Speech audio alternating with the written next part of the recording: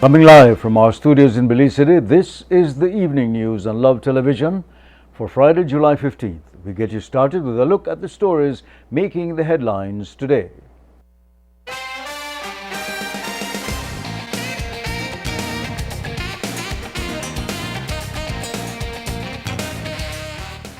Belize Electricity Limited explains power outages. Customs officer hospitalized following shooting incident. Belizeans in Turkey are stranded amidst unrest. Woman charged with attempted murder and workshop on coconut production held. A couple of unscheduled power outages occurred today. Belize Electricity Limited says with the help of in-country generation and Mexico's Comisión Federal de Electricidad, CFE, power supply was restored to the country. The BEL statement said this morning the national grid was being supplied solely by in-country generation to allow for scheduled maintenance on the portion of CFE system which supplies Belize. However, the demand on the units for the generating plant in the south were higher than normal and exceeded the protection for that part of the country, resulting in an outage to a major portion of the system. Power supply was lost to the Corozal, Orinjuo, Cayo and Belize districts at 8:19 a.m. Within 15 minutes, the company commenced sectionalized restoration of power supply. However, at 9:53 a.m., the entire country lost power supply when the fault condition reoccurred. The fault condition was identified and corrected, and BEL commenced restoration to the central, west and south. As a mitigation measure, BEL also arranged to reconnect with CFE to assist with restoration of power supply to the north of the country. Full restoration was achieved at 11:23 a.m. BEL also expressed gratitude to CFE for discontinuing its scheduled works in order to assist with stabilization of our local grid. A customs officer remains hospitalized after he was shot last night.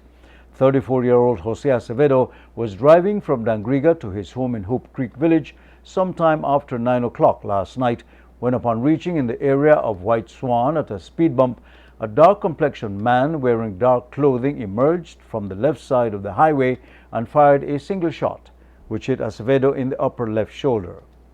He was transported to the Southern Regional Hospital and later to the Western Regional Hospital. Police have detained two persons, including a police constable, for a shooting incident that took place last night at around 9 o'clock.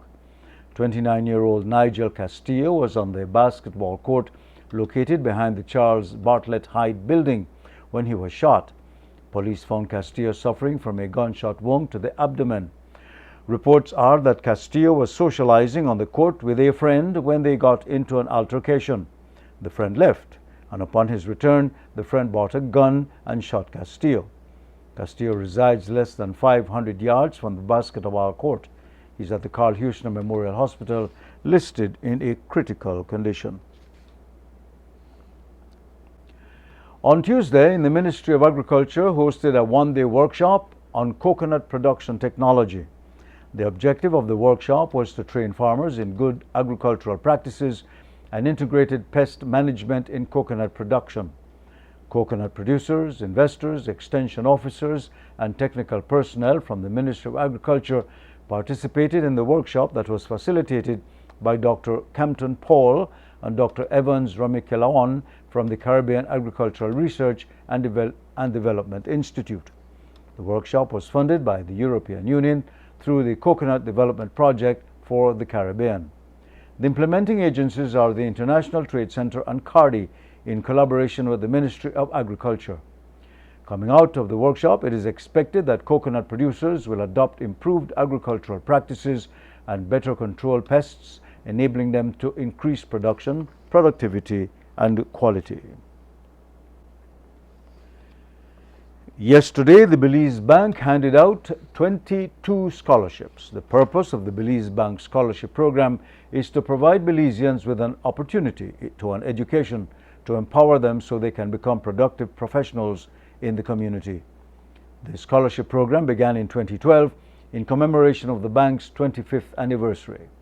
8 high school and 4 sixth form scholarships were awarded, and 6 existing recipients from high school now entering sixth form. due to their exceptional performance. Recipients were chosen by the Scholarship Selection Committee, which is comprised of 2 retired educators, a social worker, and representative from the bank. Angel Navidad, who was a past recipient, gave a testimonial to the new recipients. Navidad is heading to Harvard University to study chemistry and biology this upcoming school year. The event was attended by guest speaker, Chief Education Officer, Ministry of Education, Dr. Carol Babb. 21-year-old Ernestine Norales, a resident of Dangriga, was charged with attempted murder when she appeared today before Senior Magistrate Sharon Fraser. Norales was also charged with dangerous harm and use of deadly means of harm. She was remanded into custody until August 30th.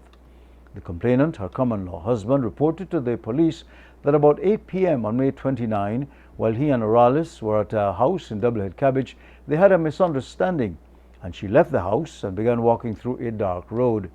He said he went behind, and when he reached up to her, she took out a knife and stabbed him in the left side of his chest. Norales left Doublehead Cabbage and went to Dangriga. She was not apprehended until the 12th of July.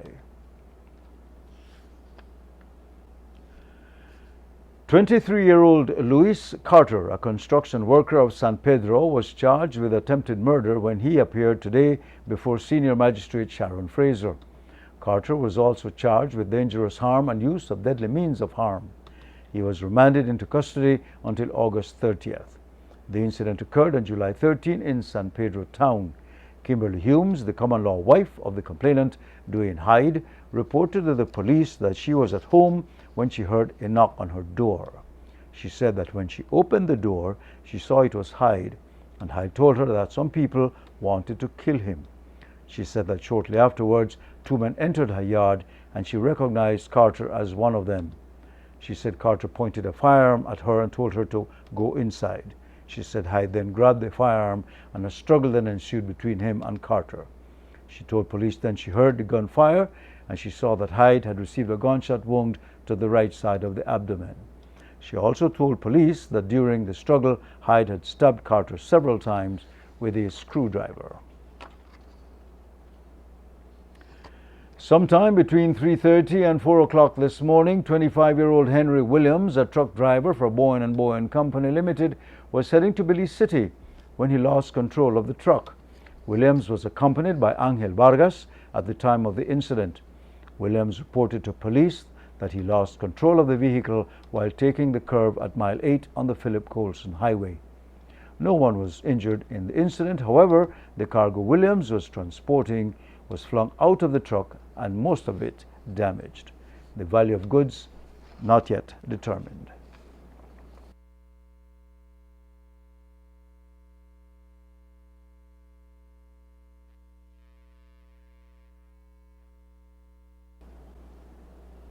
There is currently a civil unrest taking place in Istanbul, Turkey, where the military has taken control of the administration of the country in a reported effort to reinstate constitutional order, human rights and freedoms, the rule of law, and the general security, and it says had been taken away.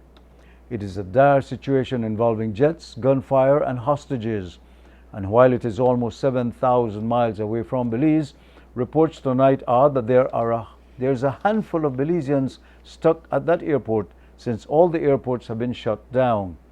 Love News understands that the Belize delegation was on its way to Africa to attend an AIDS summit. We have spoken to the Chief Executive Officer, Lauren Sylvester, from the Ministry of Foreign Affairs, who has assured us that the ministry has been in communication with one of the Belizeans and that they have also informed the Belizean personnel posted in London, Brussels, and Istanbul of the situation. Due to the military coup, there is not much that can be done in terms of extraction, but Lauren says they are alert, and as soon as some calm is restored, they will give the necessary assistance to get the Belizeans to safety.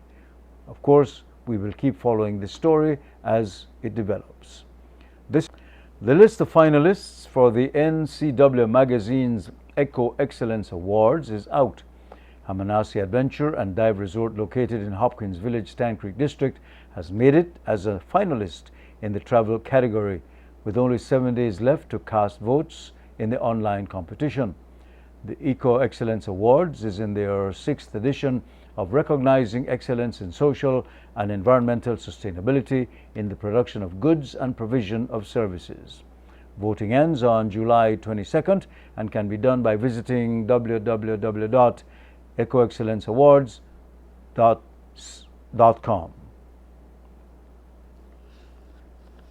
Over the last few weeks, HelpAge Belize and Sister Cecilia Home have seen renovations to their buildings. Love News spoke to Ivorine Bulwer, who is the Executive Director of HelpAge, and she tells us about the recent renovations.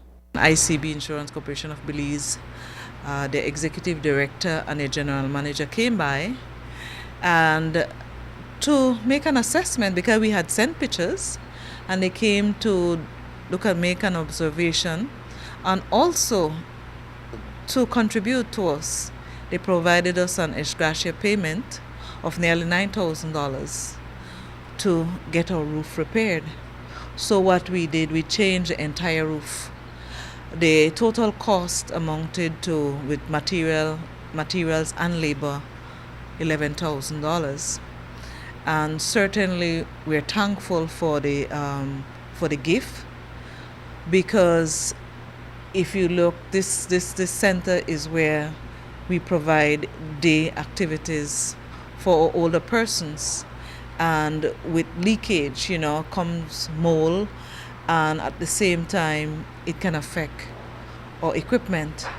So certainly it helps, because we had to be in a state of preparedness every day, ensuring that when we exit this center we had containers to collect any water in event if it rains. So it contributed to the improvement in our infrastructure, and we want to say thanks. We also want to say thanks to Fulltech, because they painted the Sister Cecilia home to make that environment, rather welcoming. She made a further appeal to the public because more improvements are needed at the facilities. I'm making an appeal because we're trying to improve the environment of the home. We want to create more space to ensure that our older person latter years are spent in a dignified environment. So we will increase the space in which we have our older persons, and we are going to have closed closet, chest of drawers, or bureau, so that they can continue to groom themselves. We should allow them or assist them to let them know they're still special individuals. I feel that it is not a good way to say to our seniors, you don't have a place to live, you're financially challenged, so it's okay to satisfy with a little space. That is not okay. They are deserving of a comfortable environment, a dignified environment. And so we're appealing to the public if they can contribute to that environment. Bulwer added a message for the young people, reminding them on the benefits of life planning. I want to say to our young persons, yes, you're in school, you consider yourself, nothing can happen. But it's important as you develop during your growth and development, that wellness is a priority. In addition to that, is to have a plan, to dream big, to finish primary school, go to high school, and then enter the tertiary institutions to earn your degrees. And at the same time, to have a plan. Because even with plans, disappointment do happen. But it's also important to plan. If you don't plan, you're going to experience, difficulties. So I want to say to our young people, and this is why we work closely with our young persons, encouraging them to come and do community services, and really to get an opportunity to to dialogue and to understand and to work with our older persons, because our older persons, can share their experiences and provide some level of guidance and or mentoring to our younger person. On Wednesday, Deputy Officer Commanding San Ignacio Police Formation Assistant Superintendent Daniel Iche, along with members of San Ignacio's COP team, conducted a meet and greet session in the Santiago Juan layout area. The team visited 18 families. As usual, they interacted with the community to get feedback. Concerns brought up by the residents included the amount of bushy lots, poor lighting conditions on the back street, and even drainage problems when it rains. They recommended that police be more visible in the area and improve their response time. On Thursday, the team visited the home of 2 elderly residents to hand over a box of groceries. The groceries were collected from the business community in San Ignacio. The recipients expressed their gratitude to the police for the donation. 46 primary school students participated in this year's Punta Gorda Library Summer Camp. Correspondent Paul Mahong tells us more about it. Coordinator of the camp was Punta Gorda Senior Library Assistant Elzina Labral. Elzina Labral remarked that she was indeed pleased with the level of participation of the children, sessions facilitators, and success of the camp held July 4 to 8 at Punta Gorda Library. The Belize National Library Service theme for this year's camp was Cultures of Belize. Each of the 15 branch libraries chose 2 cultures of Belize as their theme in their respective areas and communities. The Punta Gorda Library chose the Mayas and the East Indian cultures. The objective of this camp under this theme was to foster awareness of Belize's different cultures to the participants and to introduce to them the uniqueness and similarities of the cultures we have in Belize. There were up to 46 participants between the ages of 5 to 12. For the Mayas, the library collaborated with the Maya leaders of southern Belize. That team included Elodia Rash, Christina Koch, Pablo Mes, and a few of their volunteers. They made brief presentations on the history of the Mayas, traditional way of living, their spiritual practices, and the different tools the Maya use. Some of the activities include writing their names in glyphs to make their name tags, learning to count from 1 to 10 in Maya, making friendship bracelets, doing paintings on the calabash, and tasting of the cacao fruit from the pod. For the East Indian presentations, we collaborated with the East Indian Council of Belize Southern Chapter. Representing the council was Mrs. Carlette Ranclam Palacio and her mother, Mrs. Vilma Ranclam. Again, they shared with the children a brief history of the East Indians, where they came from and their journey to Belize, their customs, spiritual beliefs, and the way of life. They explained some of their clothing and also some of the reasons behind the clothing they wear. The children learned different words in the Hindi language. They tasted different food, such as the dal roti, kuhun cabbage, different chutneys. They tasted the different teas that the East Indian use. They also got to see some of the different herbs and spices used by the East Indians. In closing, I would like to say a huge thank you to the Maya leaders of Southern Belize and the East Indian Council, the Department of Youth Services Punta Gorda Branch, Ms. Kira Polonio, my co-worker, Mr. Evan Aranda, Mrs. Carmela Kwame and her husband, all the 46 participants of the camp, and to the Belize National Library Service and Information Systems for giving the libraries throughout the country the opportunity to have these educational, informative, and fun programs in our community. Reporting for Love News, Paul Mahone, Punta Gorda. A number of mission teams is in Belize conducting various activities for hundreds of Belizean children. Correspondent Harry Arzu reports on one team working in Dangriga. A team of missionaries from the United States of America is renovating the kitchen at the Gulisi Community Primary School here in Dangriga. They are also engaging a number of young persons in a vacation Bible studies summer camp that is taking place at the said learning institution. Karen Fairchild is one of the coordinators of the program. She spoke at Love News. We're doing Vacation Bible School, doing a construction renovation on the kitchen here at Gulisi Primary School, and some just recreation with the children. So what are some other personal development activities that you've been engaging them in? Just kind of with the crayons, letting them color, draw, and as we present the gospel to the children, trying to help them understand the love of Jesus Christ.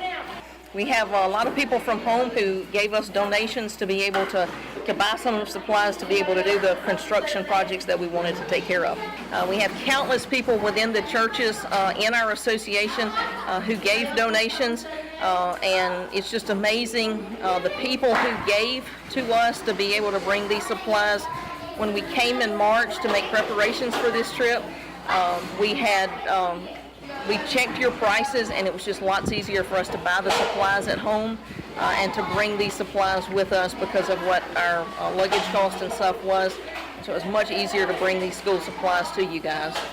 The team also donated a large amount of school supplies to the school, which was accepted by the principal. Reporting for Love News from Dangriga, I'm Harry Aisu. A 5-day workshop came to a close earlier today in Belmopan. Correspondent Fem Cruz has more of that story. Today, Friday, July 15, indicate the end of a 5-day training workshop held at the George Price Center for Peace and Development in Belmopan.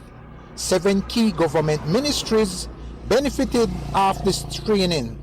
According to the facilitator, well-known regional economist, Professor Vanus James, the purpose of this workshop was to build government capacity to conduct public expenditure reviews. So where we are now is that the government has created a growth and sustainable development strategy that it calls for short the GSDS to take the country onto 2019.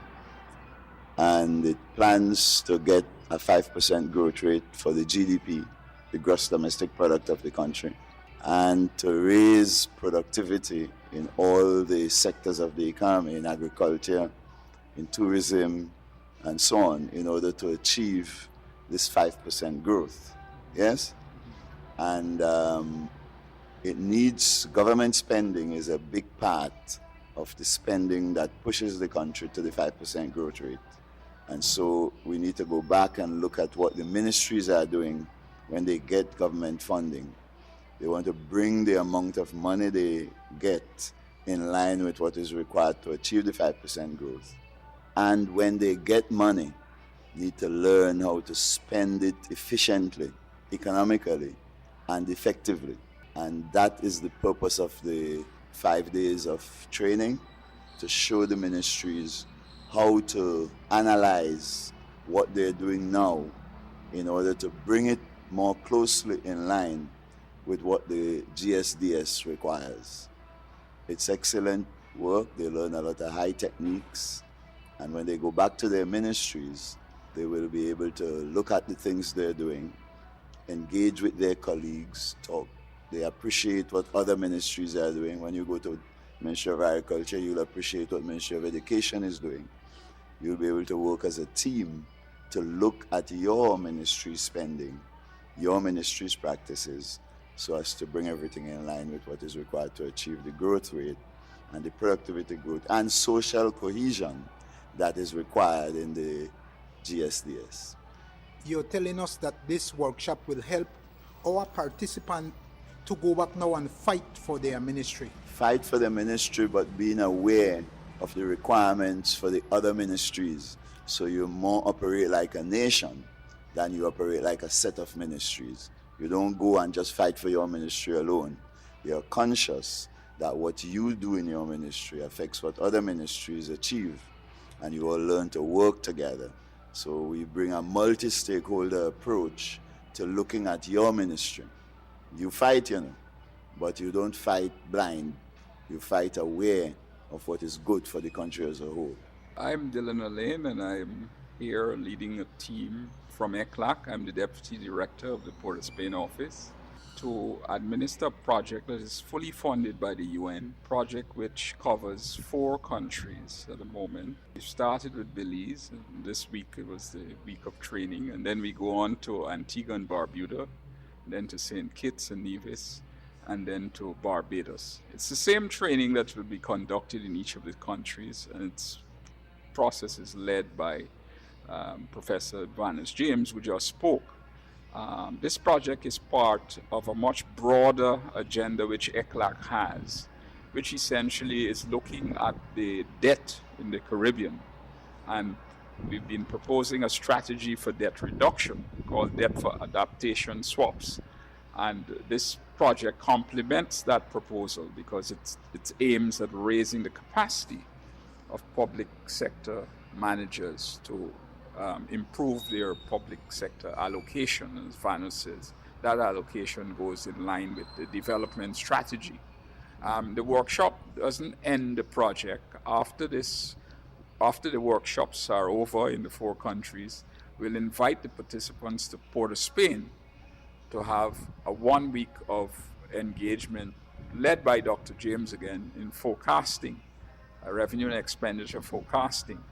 And after that is over, there is still another element to the project where member states could invite us again to return for further capacity building. So we think we're very proud of this project, and we think that what we've seen this week will be of considerable help to the public finances of Belize. This is Brother Femkus reporting from the nation's capital city, Belmopan, for Love FM. Our thought conditional for today's from Nelson Mandela. It reads, and we quote, "I learned that courage was not the absence of fear, but the triumph over it.